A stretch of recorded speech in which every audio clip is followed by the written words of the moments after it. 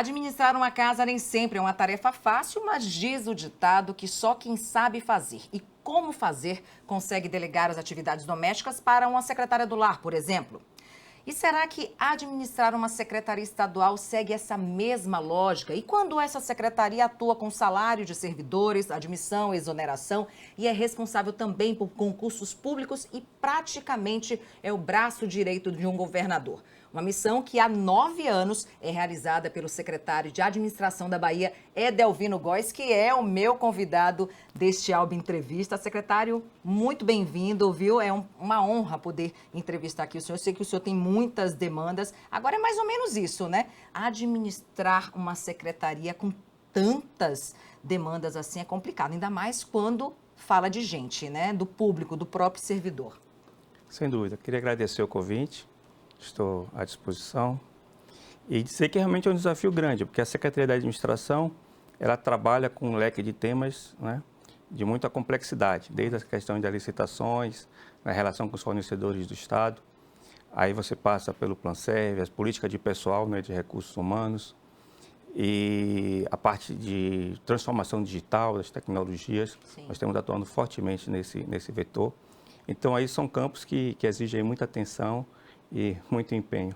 Agora, me diga uma coisa, são 9 anos, né, como secretário. É tempo, né?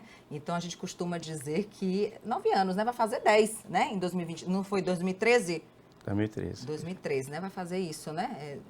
Eu não sou muito boa de matemática não, viu? Como o senhor que é mestre em economia, eu gosto mais do português mesmo. Agora são 9 anos, mas antes disso, o senhor já atuava na Secretaria de Administração como chefe de gabinete, né? E essas suas passagens, como mestre de economia, professor universitário, também passou pelos ministérios, passou pelo Ministério da Fazenda, pelo TJ aqui da Bahia, de alguma maneira te deram bagagem, né, para administrar uma pasta como a SAEB, né? Nessa minha trajetória pessoal, desde 1995, eu sou servidor público federal e a partir daí exerci alguns cargos, né, com funções gerenciais. Sem dúvida, esse é um aprendizado muito importante, porque o setor público tem suas peculiaridades, né, tem seus ritos. Né? E aí, nesse sentido, tem que se conhecer dessa cultura, digamos assim, organizacional do setor público, que é muito particular. Então, essa trajetória de 1995 para cá, se acaba acumulando um aprendizado nessa área. Agora, o que é que leva um secretário a ficar tanto tempo no cargo? Diz que quando o time está bom, não mexe em nada, né? O que é que leva você? O senhor acha que é o quê? Que faz você ficar tanto tempo no cargo? Primeiro que o governador, já no primeiro ano de mandato, ele já colocou pessoas especializadas, né? Técnicos naquelas áreas para atuar. Técnico aí, você mestre em economia, para atuar também na Secretaria de Administração. Isso ajuda também de uma maneira, né? Mas tem alguma coisa que faz dar tão certo, né, secretário? Na verdade, você tem um trabalho de equipe muito forte, né? A Secretaria de Administração tem um perfil muito técnico, né? Tem servidores muito capacitados. E aí, nosso trabalho é mais um trabalho de liderança, né? De organizar esses recursos, né? No sentido de... Eu diria que é o seguinte, a principal função da Secretaria de Administração é prover e gerir soluções em gestão para a máquina pública. Você fortalecer a capacidade gerencial da máquina pública. Você tem as políticas finalísticas relevantes da segurança pública, da educação, né, da saúde. E você tem que ter um serviço público cada vez mais produtivo, cada vez mais capaz de dar as respostas que a sociedade almeja, né? Então, essa questão de você aprimorar a máquina pública, inserir tecnologia de gestão para que a máquina pública tenha maior capacidade de dar as suas respostas. E essa produtividade toda tem muito a ver com a relação da informatização, né? De toda a SAEB e dos órgãos também administrados que passam pela SAEB. No caso, o SAC. O SAC mudou, né? A cara do SAC, né? O SAC está todo informatizado, agora para entrar no SAC só marcando agendamento.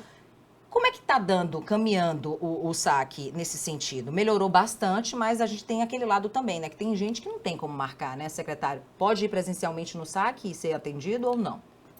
Na verdade, o governador deu uma orientação muito clara em relação à rede SAC, que é você aprimorar, né, os padrões, a questão do próprio conforto, comodidade. Então, a gente fez muita requalificação de postos. Recentemente, inauguramos um posto novo em Lauro de Freitas. Nós transferimos um posto antigo e levamos para um shopping, o Parque Shopping, uma estrutura totalmente moderna, não é? E, inclusive, ampliando o leque de serviços, inserindo o PROCON, por exemplo, e levamos todo o Detran, toda a Ciretran de Feira, ou de Lauro de Freitas, nós levamos essa Ciretran para dentro do SAC, né, para ter o padrão SAC de atendimento. E, então, muito nesse sentido de você padronizar a rede.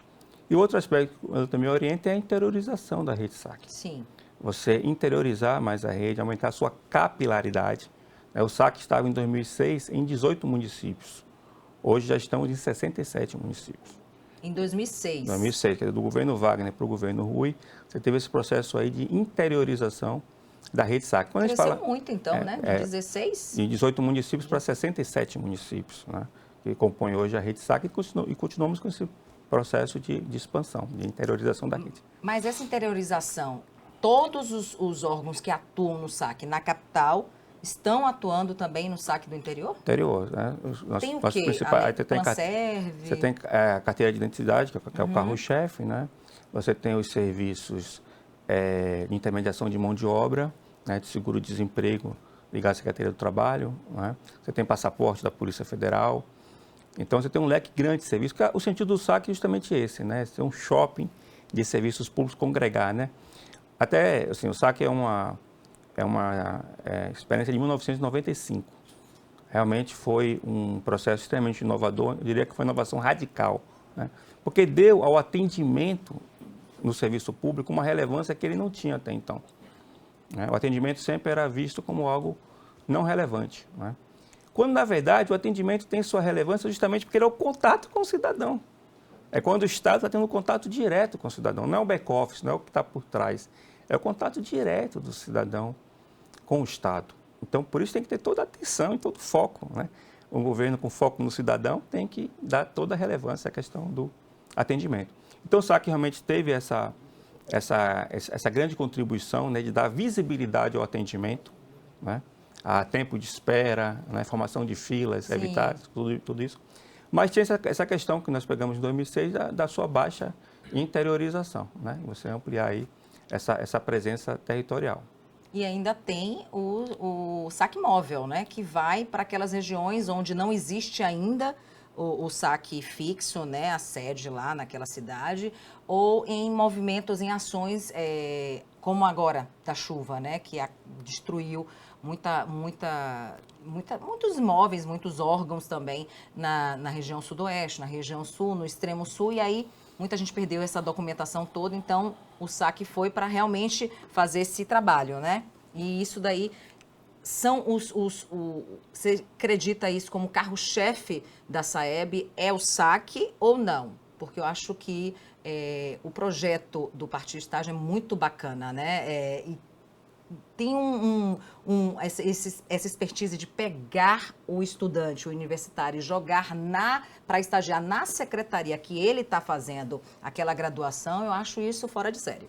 Essa possibilidade também existe. Na verdade, o que você tinha antes na questão do estágio era de que as contratações de estágio eram descentralizadas antes do governo Rui Costa, ou seja, cada órgão tinha sua regra própria de contratação de estagiário. E o governador Rui deu justamente essa tarefa à Secretaria de Administração. Qual?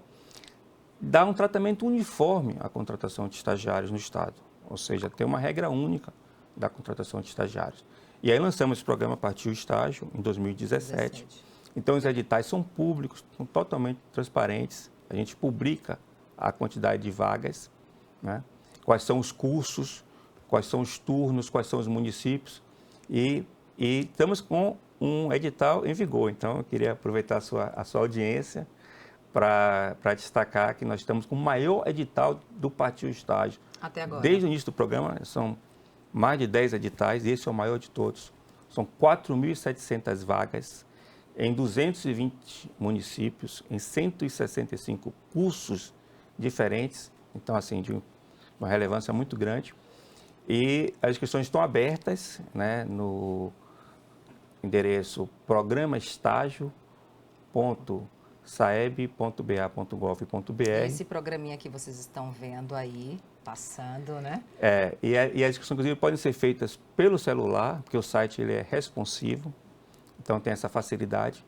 E o estudante universitário ali, ele poderá fazer a opção de até 3 órgãos do interesse dele. Então, um exemplo, eu tenho interesse em estagiar na Procuradoria-Geral do Estado, na Secretaria da Fazenda. Mas tem a ver com o que ele está fazendo também, com o curso né? dele, com aquela vaga, é um curso de administração. Então, se tem vagas naquelas secretarias, ele pode optar. A administração pode ser em vários, várias. né? É um dos cursos que tem mais vagas. E aí ele vai fazer a opção em até 3 órgãos. E depois, no processo de seleção, aí que vem os critérios, que realmente é o seu entusiasmo pelo programa, deve ser muito em função disso, que é os critérios de contornos sociais que o programa tem muito fortemente. De seleção, né? Seleção. Porque aí a gente vai selecionar. O primeiro critério é estudantes inscritos com CAD único. Sim. O CAD único é o cadastro de famílias de baixa renda. E depois estudantes que tenham tido todo o ensino médio em escolas públicas. Esse também é outro critério de prioridade no preenchimento das vagas. Mas pode participar todo mundo, em estudantes de escolas públicas, em instituições públicas particulares, inclusive EAD? Inclusive em AD, desde que o polo seja no estado da Bahia. Então, assim, é permitido qualquer estudante universitário, mas com esses critérios de priorização, aí nós temos resultados muito expressivos no programa. Isso que é bacana, tá vendo? Agora, o pessoal reclama, porque quando já está se acostumando com estágio, né, com trabalho, até porque formam, né, uma equipe, aí tem que sair, secretário. Por que tem que sair um ano? Mas é justamente por isso. Para ter essa rotatividade? Exatamente por isso, porque assim, esses impactos sociais do programa são muito relevantes. Já temos mais de 14 mil estagiários contratados, e aí quando a gente vai observar os números, 67% desse universo aí são inscritos nos programas com CAD único, ou seja, a família de baixa renda. Você tem também 67% de mulheres, né? O programa tem essa característica também. 85% são pretos e pardos e 88% oriundos de escola pública. Então, acaba acontecendo o seguinte, o programa de estágio, que tem uma bolsa, acaba sendo uma espécie de programa de assistência estudantil. E como ele está focado em famílias de baixa renda, então acaba sendo uma contribuição importante, não só do ponto de vista... Sim, porque tem o valor da bolsa, né? Não só do ponto de vista da aprendizagem, claro que o setor público é um espaço super rico de aprendizagem. Lógico. Imagina um estudante de jornalismo estagiar no IRDEB. No IRDEB, na Secretaria de Comunicação. A Secretaria de Comunicação. Junto com o secretário. Então, assim, é uma experiência muito rica, mas além disso, esse aspecto, assim, que eu falo, assim, dele servir também com uma espécie de um programa de assistência estudantil. Porque, assim, muita dificuldade para o pobre estudar, né? O pobre tem que superar muitas barreiras. Verdade. Né? Muitas barreiras. Ele tem que não desistir. E você tem um programa de estágio que permite, né, que auxilie a conclusão do seu curso, algo muito relevante. Então, é um ano justamente por isso, para dar mais oportunidades para quem mais precisa. Agora só chega, né? A gente está falando sobre o Partiu Estágio, que é o programa que coloca, insere, né, estudantes universitários a partir da metade do curso, né? É uma das regras também, viu? Tem que ter cursado pelo menos 50% do curso. Aí vai estagiar. Ele pode escolher, né? Ele coloca a primeira, segunda ou terceira opção. Eu quero ir para a SAEB, também quero ir para o IRDEB, mas também... E geralmente vai na primeira opção dele, né? Só quando não tem vaga que vai na segunda, quando ele é selecionado, né? Aí vai justamente rodar esses critérios de prioridade e aí vai ter alocação a partir disso.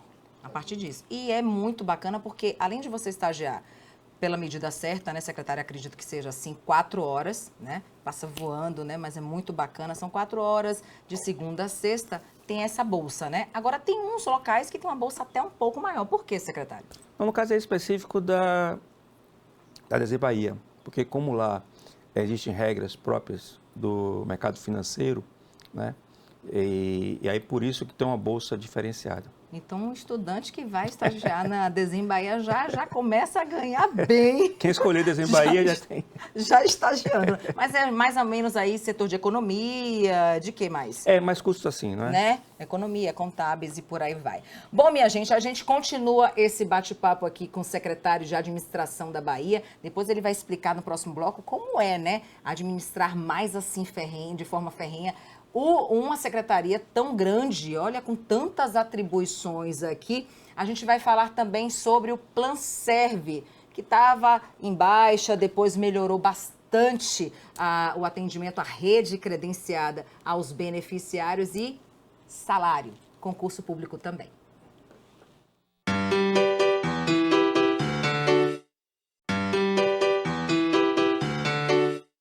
Estamos de volta aqui no Alba Entrevista, hoje conversando com o secretário de Administração do Governo da Bahia, Edelvino Góes, aqui, para falar com a gente sobre Planserve. Plano de Saúde do Servidor Público aqui do Estado, que estava em baixa durante muitos anos, né? Ficou muita gente reclamando, houve aquela reclamação, um período muito grande, muita gente, eu não sou atendido aqui, não sou atendido ali, por que esse hospital não atende? Mas que teve uma reformulada, né, secretário? E hoje atende uma rede muito vasta, credenciada, né? Mas tem ainda algumas reclamações. Uma delas é por que a pessoa, o servidor, o beneficiário, ele pode colocar a mulher ou o marido, mas não pode colocar o pai e a mãe como dependente. Olha, o Planserve, primeiro, é um patrimônio do servidor. O servidor tem que ter clareza do quanto o Planserve vai ter uma espécie de salário indireto, né? Porque é um plano que você contribui com base na faixa salarial e não na idade. Uhum. Então, isso é uma característica que torna-se um desafio atuarial grande no Planserve. Quem ganha mais, paga mais, é isso? Quem ganha mais, paga mais, mas observe, quando você tem, do ponto de vista de sinistralidade, o que é sinistralidade? Você pega aquelas faixas de idade e vê quanto elas contribuem com a despesa do plano. Uhum. Com a despesa do plano. Então, naturalmente, quando você vai envelhecendo a carteira, você consome mais. Você vai consumir mais. Por isso que você tem reajustes por faixa etária. Sim. Então, quando você não tem um plano onde o reajuste não é por faixa etária, e sim por faixas salariais, eles tornam-se um desafio para o equilíbrio do plano maior, não é? Então, por isso... E acaba também sendo uma vantagem para o servidor, porque se você for comparar os valores que o servidor paga no Planserve com os valores dos planos privados, isso é uma coisa bem interessante que tem acontecido muito fortemente nos últimos anos em relação ao Planserve, a procura de servidores de órgãos federais. Pelo Planserve. Pelo Planserve. Ou seja, para fazer a migração... Não, eles com interesse, observe, eles com interesse de entrarem no Planserve. Claro que isso teria que alterar a legislação, não é uma coisa simples. Mas você observar o quanto, assim, essa clareza da relação de custo e benefício. Porque hoje isso não existe, é só para funcionário do Estado. Só para servidores estaduais. Mas estou colocando isso que é uma agenda que eu tenho recebido ultimamente, né? A agenda que eu tenho recebido ultimamente na minha secretaria, sindicatos ligados aos servidores federais pedindo adesão ao Planserve. Inclusive até, como eles naturalmente não teriam contribuição patronal, eles até pagaram as duas parcelas, a individual e a patronal. Está o interesse deles pelo Planserve e está o reconhecimento da qualidade da assistência. Então, com assistência com mais de 1.400 prestadores, com todos os serviços de alta complexidade estão postos e atendidos. Então, assim, o primeiro aspecto é esse, assim, o servidor reconhecer o quanto o Planserve é um patrimônio importante e precisa assegurar o seu equilíbrio. Né? Então, quem tinha, o servidor que tinha o pai ou a mãe... Não, mas agora voltando para a sua pergunta, eu fui nesse preâmbulo para dizer essa questão assim, desse perfil desafiador do ponto de vista atuarial, que você está por faixa salarial e não por faixa de idade. Aí, se você colocar como dependente ascendentes, ou seja, pai e mãe, aí essa característica do envelhecimento da carteira vai ser mais acentuado ainda. Então, o desafio para a sustentabilidade do plano vai ser maior ainda. Então, não adianta também, acho que a palavra principal do Planserve, eu até costumo dizer nas minhas reuniões com a equipe, é sustentabilidade. Né? A gente tem que assegurar a sustentabilidade do plano. Porque a qualidade da assistência depende justamente dessa sustentabilidade. Então, é por isso, essa dificuldade de você ter ascendentes no plano é como você garantir a sustentabilidade a partir disso.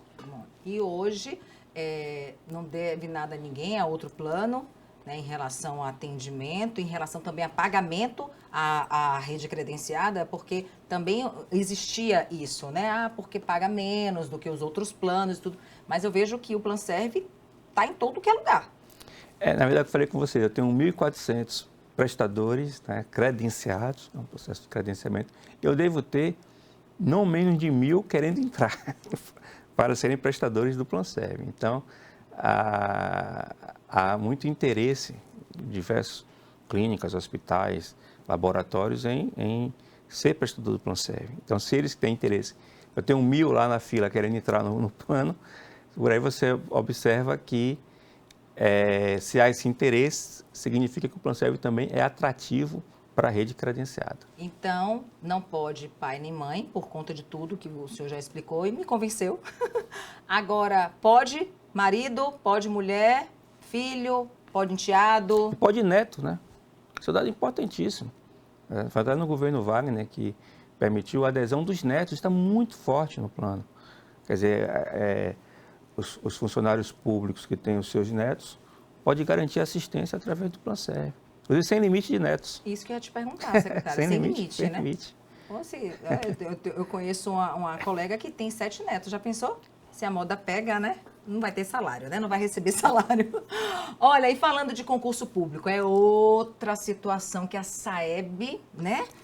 Tá ali com aquela coisa toda na mão, né? E são várias secretarias que passam ali pela SAEB com esses projetos de concurso. E como é que a SAEB vê? Não, acho que agora não dá para soltar ainda o edital da Polícia Civil, não, acho que a Secretaria da Fazenda precisa realmente fazer agora. Existe essa conversa para soltar os editais, porque não pode também soltar toda hora um edital, né? E já tem previsão de concurso para esse ano de 2022, além do que o governador já anunciou, que é o da Polícia Civil? Tem sim. Na verdade, a questão dos concursos públicos, naturalmente, a gente tem que discutir o espaço fiscal, não é? E aí é mais a conversa com a própria Secretaria da Fazenda, não é? Para ver se tem espaço fiscal para encaixar aquele ingresso de novos servidores. Não é? Você sabe que o Estado hoje tem um desafio, todos os Estados enfrentam esse desafio, que é a questão do déficit previdenciário. Nós temos 6 bilhões de déficit previdenciário no Estado do ano. Então, isso é um desafio muito grande, você encaixar esse déficit previdenciário nas contas públicas. Quando a gente observou, não sei se você lembra disso, mas estava muito presente estados atrasando ou parcelando salários. Sim. Chegou a ter metade dos estados atrasando ou parcelando salário. Rio de Janeiro, né? E o governo da Bahia conseguiu enfrentar toda essa conjuntura de adversidade sem estar com esse projeto. Até o governador Rui Costa falava muito nas reuniões que ele não quer ser conhecido como governador que atrasou ou que parcelou salários, né? Então, a questão dos concursos, a gente tem que ter muita clareza desse espaço fiscal que permita o ingresso desses servidores. Então, o que é que nós temos realmente já anunciado pelo governador, como você bem colocou, Polícia Civil, são 1.000 vagas, 150 para delegados, 150 para escrivães e temos 700 para investigadores. Então, esse concurso nós já estamos em fase final da contratação da organizadora do concurso. Então, devemos anunciar, até colocar para você em primeira mão, nos próximos dias, aí, a organizadora do concurso, tá? Que vai organizar o concurso. Porque a partir daí, quando os candidatos já sabem quem é a organizadora do concurso, já tem ideia do perfil da prova, de como é que... né? E é um dado muito importante. E depois da contratação da organizadora do concurso, vamos trabalhar na confecção do edital.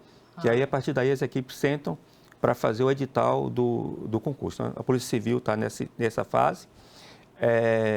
O governador também anunciou até na abertura dos trabalhos na Assembleia Legislativa um concurso para educação. Outro, né? Então vamos ter... acho que é o terceiro ou quarto, né, secretário, nesse período? Isso, vamos ter um novo concurso para educação. Então está aí para ser fechada essa questão dos quantitativos, para ser aí anunciado. Isso por conta também da reforma de algumas escolas e da abertura de outras, né? Construção de outras, né? Principalmente nessa modalidade que está sendo implantada no Estado, que é o ensino integral, né? Perfeito, perfeito. Também das aposentadorias, né? É uma área que o professor aposenta, né? Muito. E também estamos aí, também vou colocar para você em primeira mão. Poxa, estamos aí para anunciar nos próximos dias também o edital do concurso de agente de tributos, que é da Secretaria da Fazenda. Nós tínhamos feito já o concurso para auditor fiscal. Sim. E agora estamos fazendo um concurso também para agente de tributos. Esse edital aí, já contratamos a organizadora do concurso, que é a Fundação Getúlio Vargas, FGV, que é uma referência, né, em organização de concurso público. E estamos agora ultimando aí a questão do edital. Então também vamos, somente nos próximos dias, publicar o edital do concurso. São 49 vagas para agente de tributos. Agora, e as outras secretarias? Como é que fica, né? Porque a gente sabe que isso também existe, rotatividade, gente se aposentando, né? Tem também aquelas pessoas, os funcionários, servidores que morrem, né? Então, vão abrindo vagas, na verdade vão sobrando, né? Essas vagas que têm que ser, né, colocadas também. E agora, IRDEB é uma velha demanda, né? Todo mundo fala, não vai ter concurso do IRDEB. E aí, tem alguma coisa em vista, secretário? Aí está na fase de estudos, porque observe, nós temos um cenário fiscal ainda muito difícil, não temos clareza de crescimento econômico, porque quando eu falo espaço fiscal é arrecadação, né? Capacidade de arrecadação do Estado. Então isso passa muito por crescimento econômico. Você tem já elementos claros de que o país está no processo de crescimento econômico e tem um cenário de previsibilidade de arrecadação, com mais clareza, né? Então não estamos ainda com isso, ainda está um cenário muito incerto. Então, a gente tem que fazer estudos, claro que existem estudos sobre concursos em outras áreas, mas a gente tem que realmente ver essa questão do espaço fiscal. Você vê que a Bahia, só na área de segurança pública, uma coisa muito relevante, no governo Rui, foram mais de 11 mil ingressos de concursados. Nos Olha, últimos anos. só na área de segurança pública. Observe, muitos estados suspenderam concursos públicos. Nessa crise, nessas dificuldades, simplesmente suspenderam, deixaram de fazer concursos públicos. E a Bahia conseguiu, aí no governo Rui, colocar 11 mil ingressos na área de segurança pública. Uma grande ganho, conquista, né? uma grande realização. Nós temos conseguido, eu volto a falar, espaço fiscal, para conseguir encaixar isso. Mas em relação a isso ainda, concurso e a contratação, então, por conta de espaço fiscal ou porque sai mais em conta para o Estado, que existe esse lance também, essa medida de contratação através do REDA? Isso pode em qualquer outro estado, esse regime sai mais em conta e é por conta disso, por conta disso mesmo que o senhor acabou de dizer, né? Por déficit fiscal, de previdência, também previdenciário. O nosso REDA não tem crescido. Se eu pegar ali a REDA no governo Souto, na faixa de 22 mil, hoje devemos estar com 25. Não tem um crescimento expansivo de REDA no estado. Que você tem ali... Até porque tem que ter essa rotatividade, Até né? porque também é despesa de pessoal, também, né? Calma, minha gente, porque eu vou perguntar justamente sobre uma situação que muita gente falou, viu, secretário, sobre os profissionais afastados, por conta da não comprovação da vacinação da Covid-19. Eu dei uma olhada rápida e vi que, em média, a gente tem só na Polícia Militar da Bahia 150 policiais afastados por conta disso, dessa medida, que é um decreto que já está em vigor, acho que começou no início desse ano, não tenho muita certeza. Mas como é que isso, na prática, acontece? Porque o policial é afastado ou outro servidor de outro órgão é afastado? Eu sei que eu vi também da Secretaria da Fazenda, um ou outro, mas tem alguns órgãos, mais de 10, né? Tem profissionais afastados aqui no estado. Como é que é comprovado, então? Fica afastado por quanto tempo? E financeiramente, né? Eles ficam afastados, estão recebendo? Como é que é? Na verdade, você tem um decreto do governador, depois tem uma instrução normativa da Secretaria da Administração, né? Então, os servidores eles tiveram 15 dias para fazerem a sua autodeclaração. A gente até foi coisa muito interessante, como nós devemos ter o nosso sistema de recursos humanos do Estado deve ser um dos mais avançados do país. A gente roda a folha do Estado em tecnologia SAP, que está nas grandes empresas do mundo inteiro. Então, isso dá um ganho de controle enorme, de eficiência, você gerar uma folha nessa base tecnológica. E nós colocamos um ícone no sistema justamente para receber essas comprovações da vacinação. Então, o servidor teve total comodidade para isso, não precisa ingressar com papel dentro dos órgãos, nada disso. Ele poderia entrar até pelo celular Sim. E fazer ali sua autodeclaração e anexar a sua comprovação, né, print, da vacina. Estava tudo ali muito fácil do servidor fazer esse processo. Então, eles tiveram 15 dias para isso.